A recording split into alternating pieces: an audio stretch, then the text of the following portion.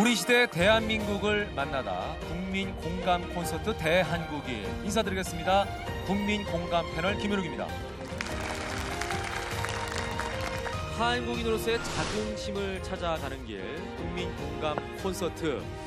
제가 6편 특집으로 함께하고 있는데요. 오늘 5번째 시간입니다. 오늘 모실 분은 정말 특별한 분입니다. 여러분들이 보시면 깜짝 놀라실 겁니다. 자, 임마누엘 패스트라이쉬 경희대학교 국제대학 교수님을 모시겠습니다.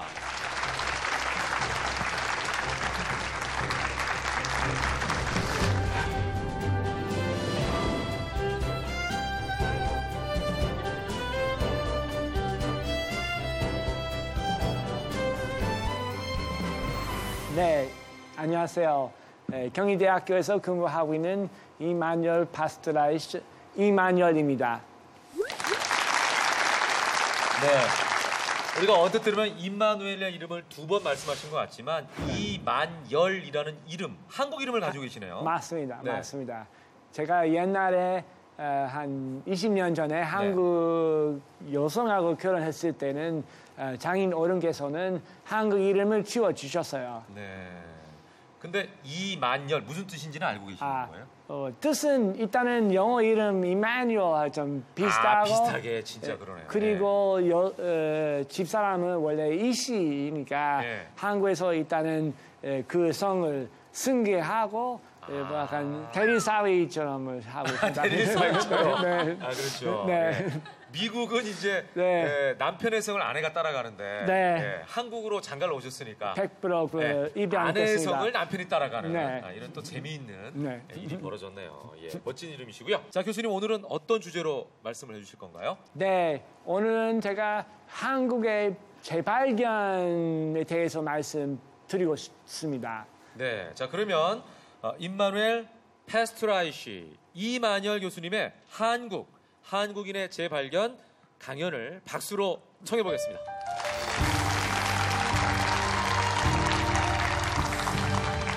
고맙습니다. 재발견이라는 말씀은 여러 의미도 있을 수 있지만은 제가 여기서 여러분한테 하나 질문하면 안 될까요? 됩니다. 네. 한국이라는 나라는 선진국이라고 생각하세요? 자, 우리 저 청중들께 한번 여쭤볼게요. 많은 분들이 와 계신데 한국이 선진국이라고 생각한다 하시는 분 손을 번쩍 들어주시기 바랍니다. 생각보다 많지 않으시네요. 네. 네. 자, 그러면 한국은 선진국이 아니다라고 생각하시는 분 손 들어주실래요? 네. 오? 네. 와, 선진국이 의외예요. 아니다라고 생각하는 분들이 훨씬 많으시네요. 네. 그럼 교수님, 지금 그 청중들께서 많은 분들이 아직 한국은 선진국이 아니다라고 손을 들어주셨거든요. 네. 그 교수님 생각하시기에는 한국은 선진국이라고 생각하세요? 아니면은? 저는 뭐 선진국으로 생각하죠. 여러 면에서. 다만은 그런 자기 나라에 대한 의식, 자기 나라에 얼마나 많은 영향력이 있는지에 대해 그런 의식의 자원에서는 아직까지 거기까지 아니라고 생각합니다. 네, 알겠습니다.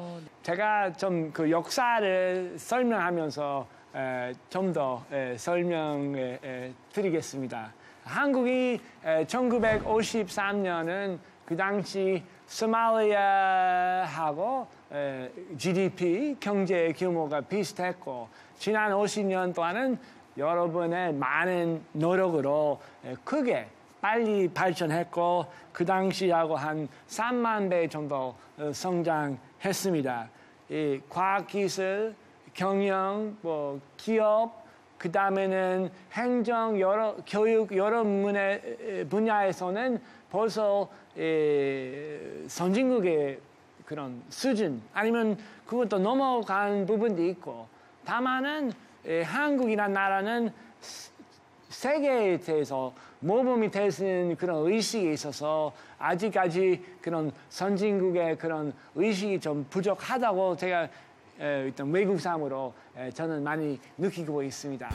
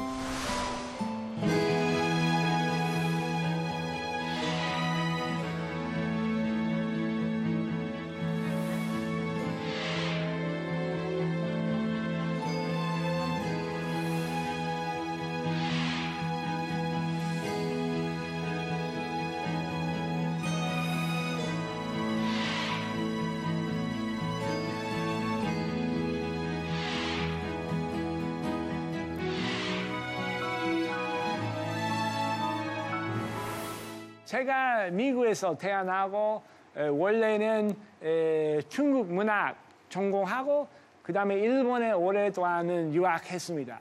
그래서 처음에는 한국이라는 나라에 별로 관심이 없었고 그다음에 원래는 뭐 K-팝이나 김치나 그것도 잘 몰랐어요. 1991년 재미있게 보인 대학교 친구 결혼식으로 한국에 처음 왔습니다.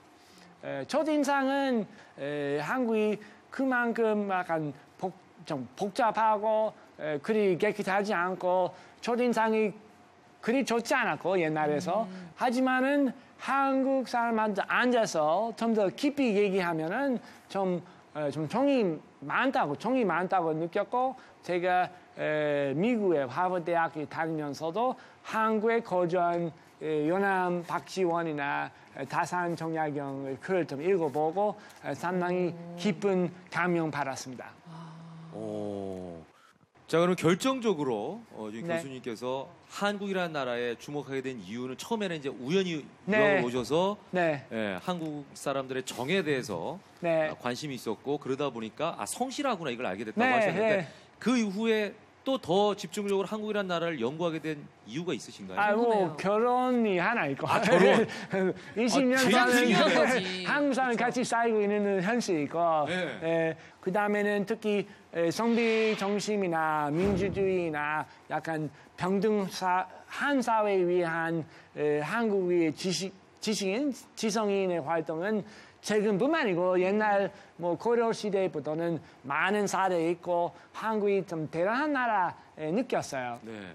자, 말씀을 듣고 보니까 이제 교수님께서는 한국이란 나라가 전체적인 어떤 정신적인 부분에서도 네. 그렇고 잠재적인 가능성도 있고 성실하고 이제 이런 장점들을 얘기해 주셨어요. 그러니까요. 예. 우리는 잘 몰랐던 그거를 굉장히 객관적으로 지금 얘기를 해주셨는데 오늘 교수님께서 말씀하신 그러니까 외국인이 바라보는 한국이란 나라에 대해서 지금 들으셨는데 어떠세요? 들어보시니까. 사실 선비정신이라는 단어에 제가 지금 그런 단어가 있었지 싶었어요. 그래서 약간 반성도 하게 되고 네네. 사실 요즘에는 약간 생소하게 들릴 수도 있잖아요. 어찌 네네네. 보면 이거 대한민국 한국의 어떤 홍보 포인트가 될 수도 있을 것 같고요. 그렇죠. 더불어서 우리가 이제 K-팝 그러면 굉장히 막 화려하고 이런 생각을 하는데 그렇죠. 선비정신 그러면 약간 정적인 느낌이 들잖아요. 뭔가 조용해야 될 것 같고. 네. 그러니까요. 네, 자 그다음에 이대원 선수 리우 올림픽에서 명장면을 연출했던 태권도 선수입니다. 예. 또 그 운동 선수로서 또 이제 태권도가 우리나라 국기잖아요. 네. 자 그런 의미에서 저 한국에 대한 얘기를 하는 데 있어서 좀 감명이 새로울 것 같은데 어떻습니까? 일단은 시합을 하면서 이제 많은 외국을 다니는데 네. 태권도를 많이 사랑해 주시는 분들도 계시지만 또 대한민국 국민께서 네네. 이렇게 말씀해 주시는 것보다 또 이렇게 이만열 선생님께서 또 말씀을 해 주시니까는 더 다르게 와닿는 것 같습니다. 네. 뭐 그런데- 이런 부분에 있어서는 신수지 선수도 그러니까요. 이제 선수라는 표현이 조금 어색하긴 합니다만 네. 신수지 양도 네. 좀 남다를 것 같아요. 왜냐하면 해외를 나가면 네. 예전에 그 체조할 때도 그렇고 외국 선수들을 많이 만나게 되잖아요. 그렇죠. 그들이 바라보는 한국, 우리 저 이만열 네. 교수님처럼 시각이 비슷하신지 그분들도. 네. 그러니까 일단은 외국 시합 나가면 어디서 왔냐고 많이 묻잖아요. 그죠, 그죠. 그래서 코리아에서 왔다 이렇게 얘기를 네. 하면 노스 올 사우스 이걸 먼저 네. 물어보는 거예요. 아, 네, 그래서 그럴 때 좀 마음이 되게 아프더라고요. 네. 일단은 북쪽이냐 남쪽이냐. 네. 그러니까 갈라져 있다는 거는 그분들도 다 알고 있는 사실이에요. 네. 설명을 그렇죠. 해줘야겠네요. 또. 네. 네, 근데 그런 설명을 하는데 또 한계를 많이 느끼게 되더라고요. 자, 1936년 베를린 올림픽을 한번 생각해 보죠. 송기정, 남승용 선수가 출전을 해서 1위와 3위가 됐는데 그때 당시에는 한국 사람에도 불구하고 가슴에 일장기를 달고 출전을 할 수밖에 없었습니다. 예. 자, 이거를 뉴스에서 신수지 선수는 봤을 거예요. 네, 굉장히 많이 울컥했었고 네, 네. 제가 만약에 저렇게 일장기를 달고 시합을 뛰어야 된다면 진짜 무대에 서기 싫었을 것 같아요. 왜냐하면 태극마크를 달고 나라를 대표한다는 자긍심 때문에 무대에 네. 서는 건데 네. 그런 저의 그 정체성이 사라지는 느낌? 네. 자, 여기서는 아마 이 태극기를 단다는 게 무슨 의미인지에 대해서 이대원 선수가 제일 잘 느끼고 있을 것 같아요. 가장 최근에 맞아요. 국가대표 선수로서 리우 올림픽에 출전했었으니까요. 예. 아무래도 이제 태권도를 하다 보면은 그 가슴에 있는 태극 마크가 되게 힘이 많이 되거든요. 아, 네, 네. 정말 그래요? 네. 오. 근데 지금 이제 송기장 선수를 보면은 이제 일장기를 달고서 저가 만약에 일장기를 달고 뛰었으면은 정말 네. 최선을 다해서 경기에 임했을 수 있을까라는 생각이 있고요. 또 어떤 심정이었을지 정말 궁금하기도 하고 놀랍습니다. 네. 자, 그러면은 일단 그 교수님께 또 궁금한 점이 있으신 분은 한번 자유롭게 좀 여쭤보도록 하겠습니다. 아, 예. 일단은 또 저희 대학 모교에 그러니까 이경 씨의 저희 학과의 교수님이세요. 네, 네. 네, 교수님 너무 영광입니다. 아, 저도요. 제가 그래서 우리 교수님의 쓰신 책이라든지 칼럼을 좀 찾아봤어요. 네. 그랬더니 우리 교수님께서는 한국은 이미 충분히 선진국이다. 아. 네. 충분히 1등 국가가 될 수 있다. 이렇게 말씀을 하셨더라고요. 네. 사실 아직 어떤 분야에서는 우리가 발전한 분야도 있지만 노력해야 할 분야가 저는 더 많다고 생각을 하거든요. 네. 어떻게 생각하시는지요? 뭐 노력 앞으로도 한국뿐만 아니고 네. 여러 나라에서 아마 노력해야 될 부분이 많습니다. 그래서 한국이 유토피아 아니고 그 다음에는 제가 한국이 무조건 좋다고 생각하지 않죠. 네. 그러니까 모든 그렇다면은- 면에서 예. 1등을 할 필요는 없다라는 아, 것이죠. 그래서 그런 의미의 그 1등은 이 모든 분야는 1등 하는 나라 없고 그 재발견이 필요하죠. 그래서 근데 재발견은 뜻이 두 가지 있고 하나는 일단은 한국이 뭐가 좋은지 어떻게 뛰어난 것인지 일단 의식해야 되고 그 다음에는 한국이 원래 그런 위대한 전통이 있었다 그 재발견도 필요합니다.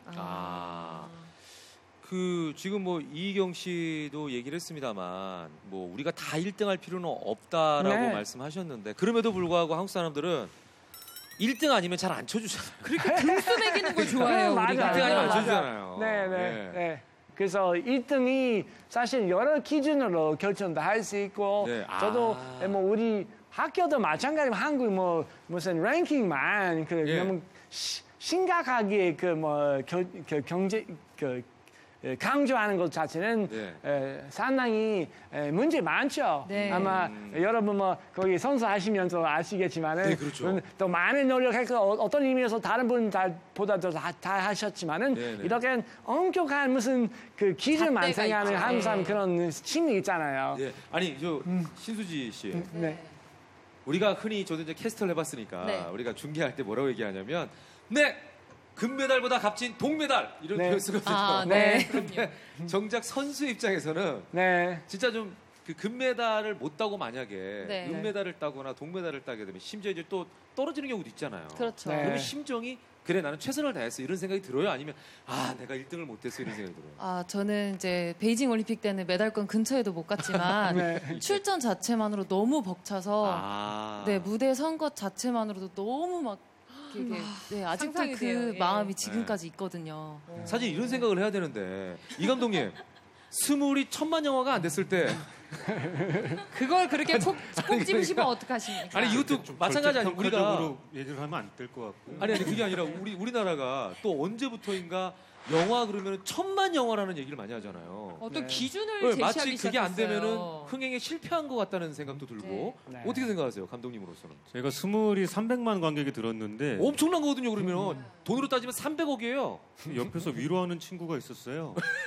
아니다 이거 성공한 거다 설명을 해줘야만 했던 네, 아, 참 메달 얘기도 아이러니하죠. 네. 야, 미국이라고 하는 나라에서는 1등 뭐 네. 이런 게 별로 의미가 없나요? 왜냐면 지금 아. 나오신 저 프로필을 봐도 아, 네. 워낙 그 F의 물로 아, 따지면은 네. 가장 좋은 코스를 누구나 가지고 걷고 싶은 길. 예. 약간 모습이 있습니다. 뭐 저는 먼저 인정하고 그래서 약간 경쟁적인 그런 경쟁심이 있어요. 분명히 있고 예. 열심히 해왔고 근데 미래 생각할 때는 나눔의 문화도 필요하고 또 많은 사람하고 대화도 필요하고 우리는 한국에 먼저 이 위대한 문화를 참 잘 확인하고 인정하고 키우면은 좋은 기회도 될 거라고 생각합니다.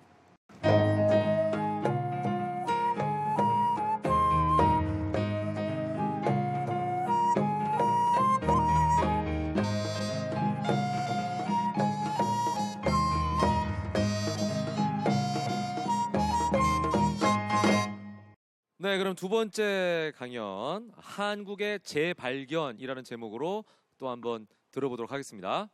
제가 이번은 아까 말씀드린 그런 선비 정신을 하나 구체적인 사례로 설명드리고 그다음에 우리 앞으로 과거 아니고 한국의 앞으로의 그 발전하고의 관계에 대해서 말씀드리겠습니다.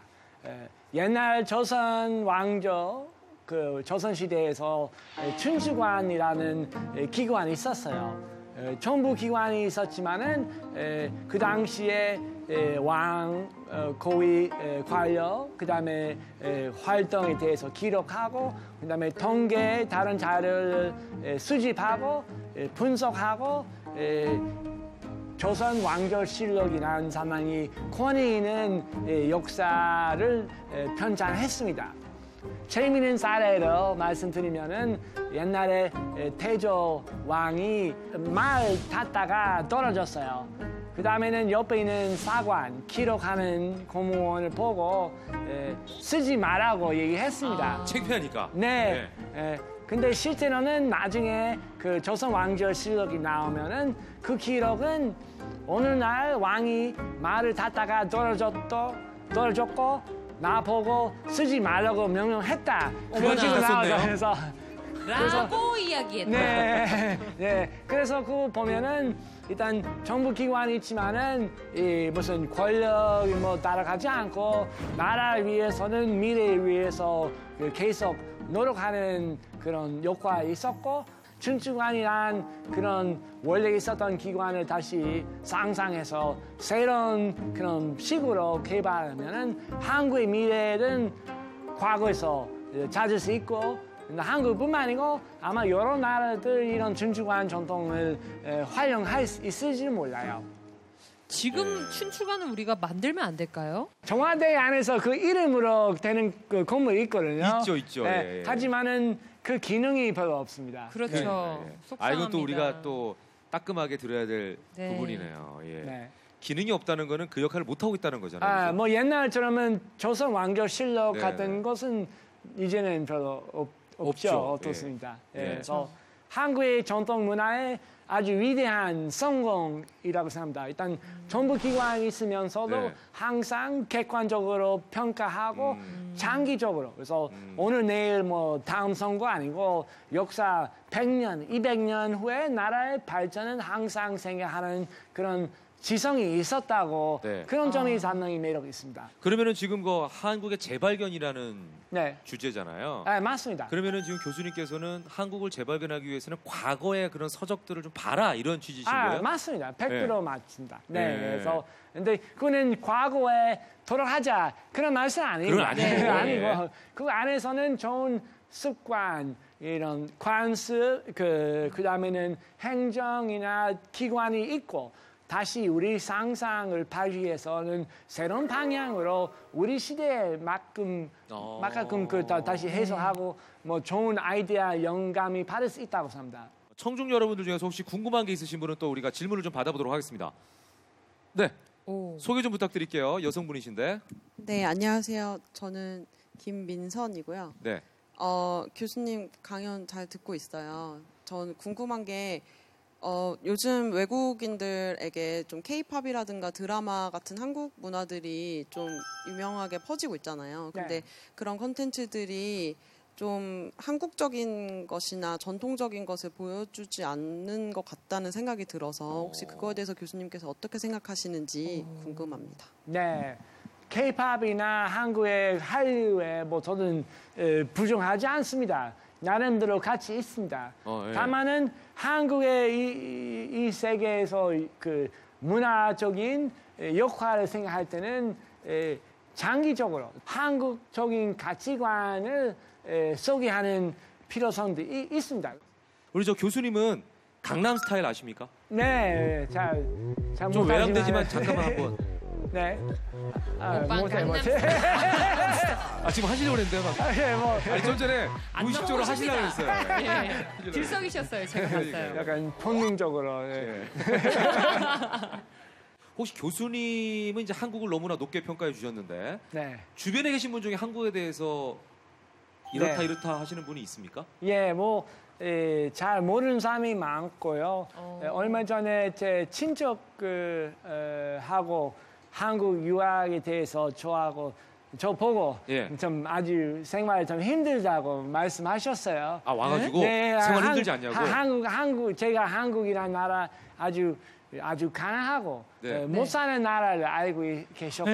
아직도요? 네. 그래서 언제 얘기세요? 그거 10년 전 얘기 아니죠? 그래서 제가 대답으로 오히려 미국보다 좀 많이 발전했다고 제가 말씀드렸지만은 그래도 많은 사람이 특히 뭐 60대나 70대 미국 사람들은 아마 그 당시 뭐 한국 전쟁 영화이나 그거밖에 모르니까 지금의 한국의 상황 다 모르고 그 다음에는 한국 자동차이나 텔레비전은 상품 이름이 알고 있지만은 한국인 것은 잘 몰라요. 아 정말요? 네. 그럼 교수님 일단 이것은 한국에 대한 잘못된 인식이잖아요. 아 그렇죠. 근데 어떤 방법이 있을까요? 이런 잘못된 인식을 바로잡기 위한?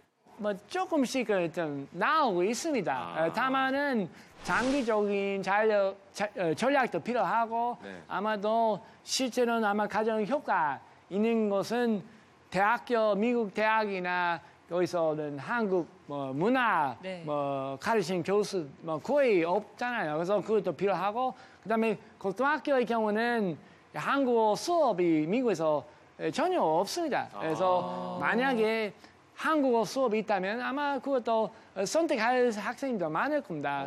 그다음에는 아마 태권도 아까도 말씀드렸지만은 많은 경우는 미국 국내에서 태권도 도장에서는 한글 뭐 교실이나 한국 문화 소개하는 별로 없습니다. 제가 경험으로 태권도 많은 미국 아이들은 다 태권도 열심히 배우고 있지만은 아줌마들은 태권도이 뭔지 잘 모르고 한국 문화는 잘 모르는 경우 많습니다. 네. 그런 의미에서 이 시간에 이대원 선수를 미국으로 수출하면 어떨까? 네. 그 한복판에서 미국 거리 한복판에서 태권도를 보여주세요. 네, 어때요? 일단 시합 나가서 좋은 모습을 보여드릴 수 있게 하고 또 태권도가 보급되지 않은 나라에 많이 가셔서 태권도를 더 많이 알리면은 아마 한국을 알리는 데에도 도움이 되지 않을까라는 생각을 해봅니다. 네, 우리나라를 잘 모르는 나라들이 참 많습니다만 그 중에 대표적인 나라가 아프리카예요. 네. 어떠세요, 아프리카? 아프리카도 이번에 올림픽에서 이제 1등 선수가 나왔거든요. 맞다. 이렇게 되면서 이제 아프리카에서도 이제 태권도가 더 인기가 많아지고 유명해지면은 아마 한국도 자연스럽게 이름을 더 알릴 수 있지 않을까라는. 그런 경우는 이 외국 선수들은 태권도 뭐 대단히 잘 하고 있지만은 한국의 역사이나 전통인 문화는 어느 정도 알고 계실까요? 아 그러네요. 네. 이대원 선수는 한국의 역사와 전통에 대해 잘 알고 있습니까? 네. 이 질문이세요. 그러니까 저도 잘 알지 못해서 오늘 와서 많이 배우는 것도 많거든요. 근데 외국인 선수는 어떠세요? 외국 선수분들이요. 네. 그러니까 한국 전통에 대해서는 잘 모르시는 것 같아요. 예를 들면 가까운 나라 일본 같은 경우에는 외국에서도 자신의 나라 선전을 그렇게 많이 한다 그래요. 홍보도 많이 하고. 근데 우리는 이제 그런 게 좀 부족하지 않나 이런 생각도 들고요. 타임스퀘어에 우리의 독도를 알리는 그런 그 광고가 있었잖아요. 이제 그런 식으로 많은 어떤 홍보를 좀 해야 될 필요성이 있지 않나 이런 생각도 해봅니다.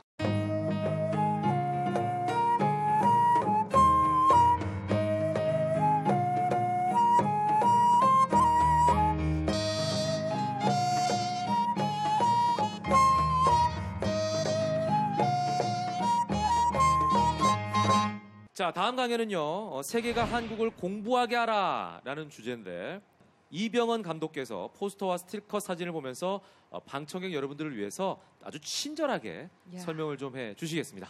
네, 그 한국이 배경으로 나오는 헐리우드 영화들이 꽤 있는데요. 그 영화들 속에서 소비된 한국의 이미지에 대해 말씀을 드리려고 합니다. 네. 우선 세뮤얼 플러 감독의 철모라는 영화인데요. 한국 전쟁 상황 속에 고아가 된 전쟁 고아가 등장을 합니다.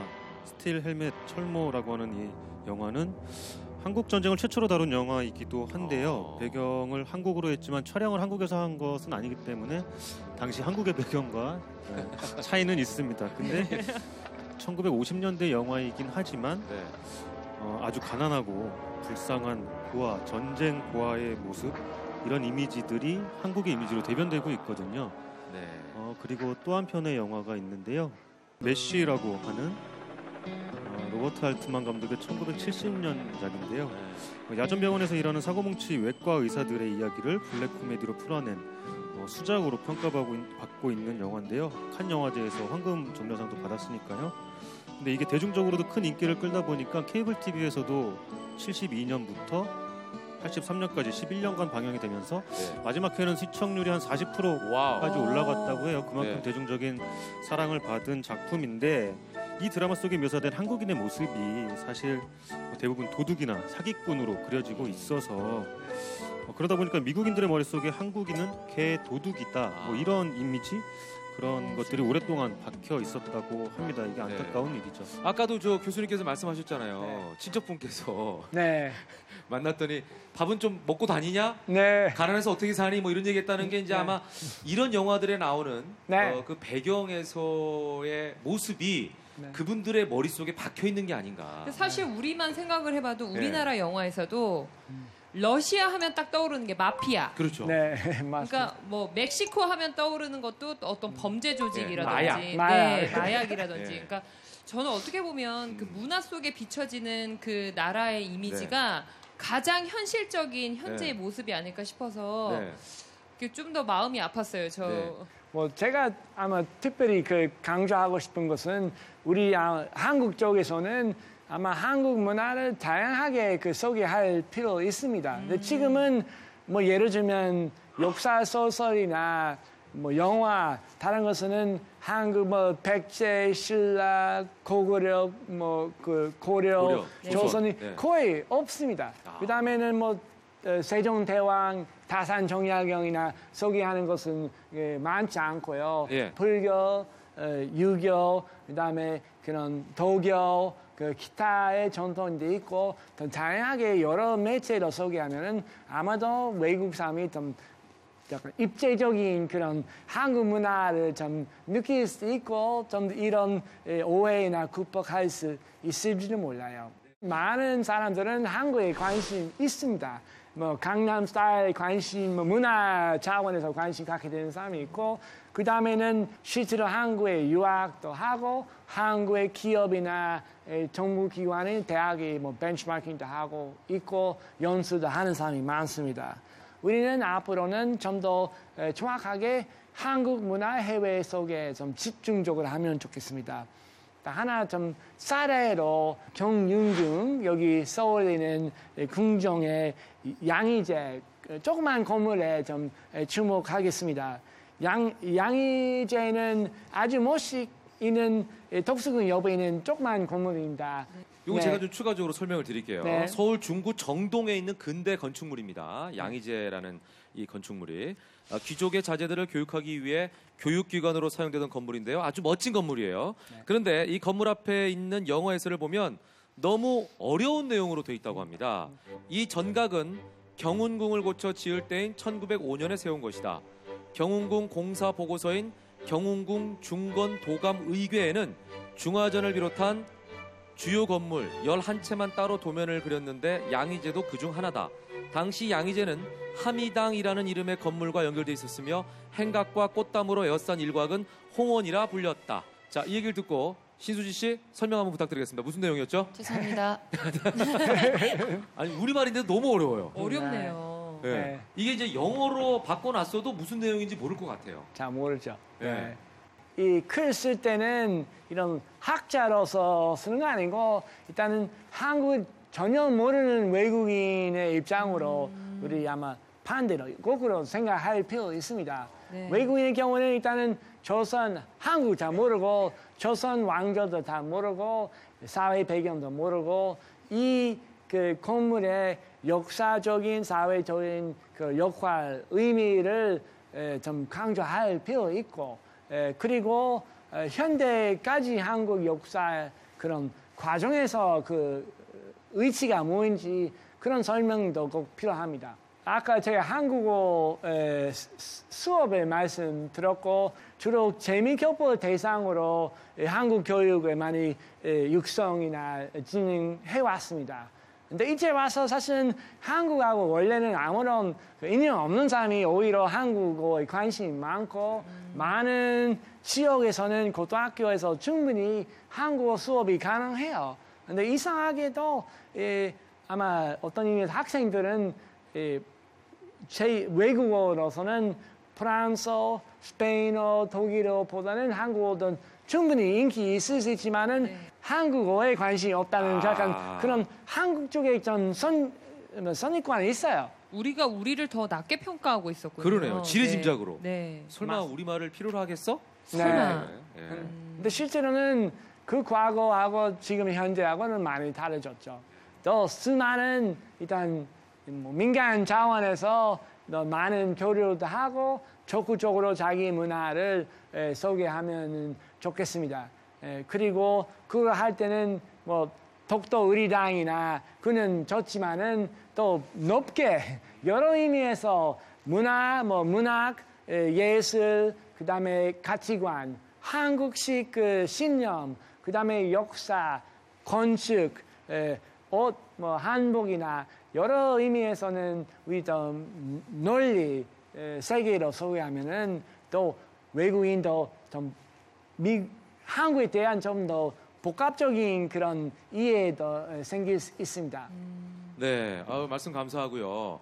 자, 이병헌 감독님께서는 사실은 하실 일이 많으실 것 같아요. 교수님께서도 우리나라를 소개하는 영화가 별로 없다 이제 이런 얘기를 하셨는데 우리의 배경이 아까 그 아주 낙후된 그런 시대 배경만 볼 수 있지 않습니까? 우리 그 드라마를 우리의 그 한국적인 배경이나 소재를 위주로 한 드라마나 영화를 외국에 만들어서 수출하는 그런 일들은 어떻게 지금 이루어지고 있나요? 어떤가요? 당연히 어떤 그런 일들이 그런 작업들 제작하고 있고 있어요? 그리고 영화제나 이런 그 진출하는 영화들도 꽤 많기 때문에 사실 네네. 살펴보면은 그런 것들을 아주 하지 않고 있다고는 할 수 없는 것 같고요. 네.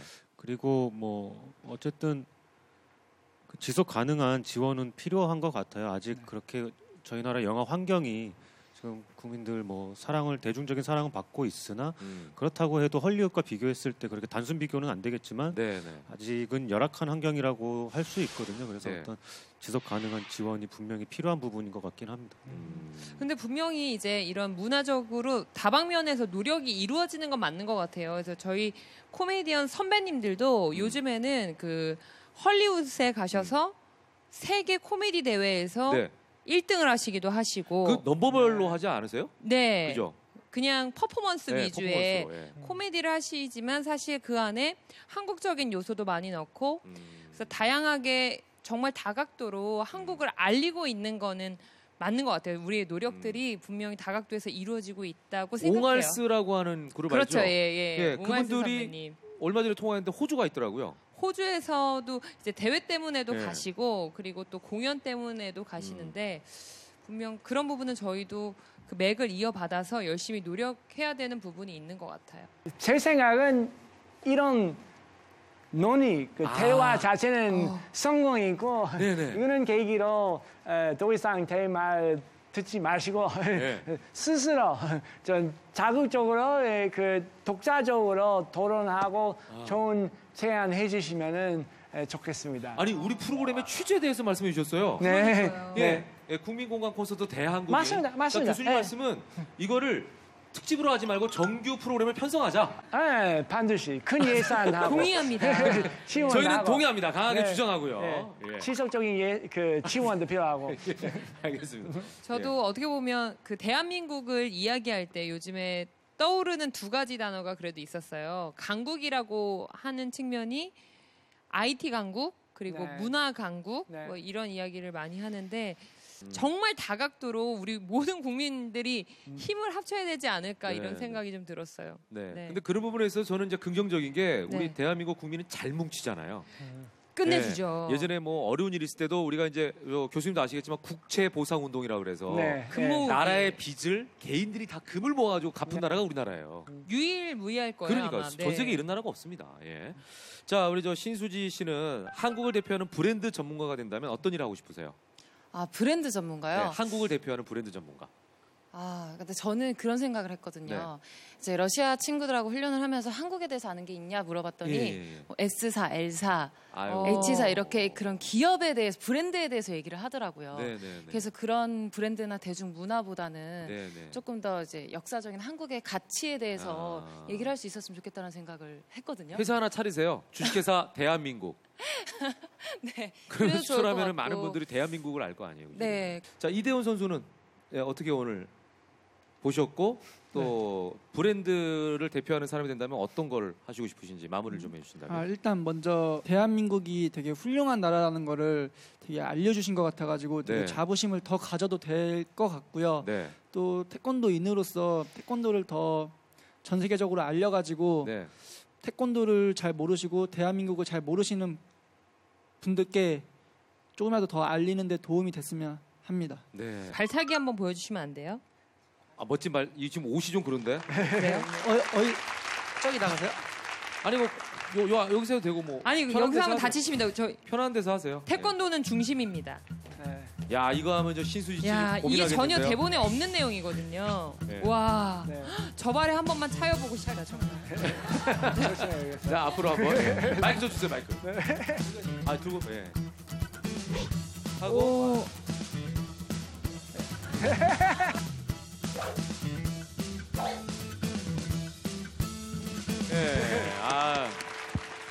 감사합니다. 아니 지금 저 옷이 하필 꼭 끼는 바지를 입고 와가지고. 그런데도 충분히 정말 멋졌던 것 같아요. 그럼 수지 씨는 뭘 보여줘야 되죠? 허리 꺾기 같은 거 보여줘야 되나? 체조 선수인데. 한국인의 유연함을 한번 보여주시죠. 가겠습니다. 진짜? 이야. 너무 자랑스럽습니다. 한국인이라는 게. 오! 우와! 우와! 우와! 맞다. 이게 생각났네. 신수지 씨가 저기 그 시구할 때 이 자세였죠? 야, 전 세계를 향해서 발차기를 하시면 되겠다. 자, 이기경 씨 어떻게 해봤어요 오늘? 저요. 이 감정을 뭐라고 설명을 해야 될지 모르겠는데요. 분명히 뭔가의 벅참이 있습니다. 그리고 사실 그간에 어떤 나라의 분위기부터 시작을 해서 많이 다운됐었어요. 제 스스로가. 그런데 이제 이번 강연들을 들으면서 좀 뭔가 다시 해낼 수 있을 것 같은 희망과 용기를 좀 얻어가는 게 아닐까 싶어서 저 오늘 정말 그냥 기분이 좋습니다. 교수님께서 말씀하셨지만 우리가 너무 다급할 필요는 없을 것 같아요. 시간을 좀 두고 한국을 계속 홍보하는 각자 홍보 전문가로서 자부심을 가지고 긍지를 가지고 우리를 알리면 어떨까 하는 생각이 드는데 제가 해외여행을 가면 예전에는요. 제 얼굴을 보면 외국에 있는 상인들께서 곤니치와 아리가또 이랬었어요. 그래요? 예전에는. 근데 그 다음에는 니하오마 이랬었어요. 중국 부자인 줄 아셨구나. 근데 요번에 가면 최근에는 뭐라고 그러냐면 일로 오세요. 일로 오세요. 이런 상인들이 많아졌어요.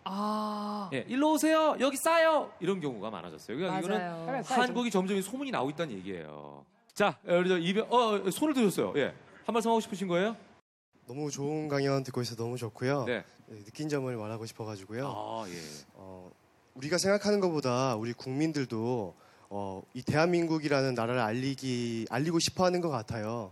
우리 코리아를 넌 알아야 돼. 내가 한국인이기 때문에 대한민국을 알려야 돼가 아니라 어떤 것들을 많이 만들어가지고 남들이 이제 다른 사람들이 알고 싶게끔 만드는 것이 중요하지 않을까라고 생각해 봅니다. 알겠습니다. 감사합니다. 박수 한번 부탁드릴게요, 저분에게. 자, 개인 하나지만 이제 이런 개인이 모여서 큰 어떤 산이 되고 바다가 되지 않을까 생각이 들고요. 자, 이병헌 감독님 오늘 어떠셨는지 소감 한마디 해주시죠. 제가 말하기 전에 어떻게 저분이 저렇게 멋있는 걸 하셔가지고 알리는 것도 중요하고 우리 것에 대한 어떤 자부심을 가지는 것도 굉장히 중요하다는 생각을 했고요. 또 요즘에도 사회적으로 굉장히 부정적인 이슈들도 많아서 든 생각인데 아마 그런 것에 자부심을 갖기 위해서는 우리의 역사 가까운 것부터 잊지 말아야겠다라는 생각이 들더라고요. 뭐 한국 전쟁 이후로 뭐 경제 성장 속도만 보면은 굉장히 긍정적으로 보이지만 정치적으로 희생된 분들을 생각하면 또 굉장히 부정적이거든요. 그런 것들이 잊지 말아야겠구나라는 생각도 했고 또 그런 잊지 말고자 위한 어떤 콘텐츠 그리고 영화 그런 것들을 만들어내기 위한 노력도 저도 쉬지 않고 해가도록 하겠습니다. 지금은 귀화하신 엄연한 한국인이시지만 미국에서 태어나서 학창 시절을 보내신 임마누엘 페스트라이시 교수님 강연을 저희가 들어봤습니다. 한국인만 모르는 대한민국에 대한 이야기를 들려주셨는데요. 마지막으로 우리에게 꼭 해주시고 싶은 말씀이 있으시다고 합니다. 제가 마지막으로 제가 특별히 좋아하는 말씀을 드리겠습니다. 바로 불교의 그 법화경이라는 책 안에서 일부 그 무가보주라는 그런 한 장이 있습니다. 네, 제가 좀 설명드리면 이 이야기에 나오는 주인공은 한 친구로부터 보석을 선물 받습니다. 근데 그 보석을 준 친구가 그 옷에다가 보석을 꼬매놔요. 그러고 나서는 보석을 줬다라는 걸 깜빡 잊고 얘기를 못합니다. 그러니까 이 보석을 가진 친구는 본인이 보석을 가진 줄 모르고 평생 가난하게 살았는데 나중에 그 친구를 다시 만났을 때 본인이 보석을 가지고 있었다는 걸 깨닫게 돼요.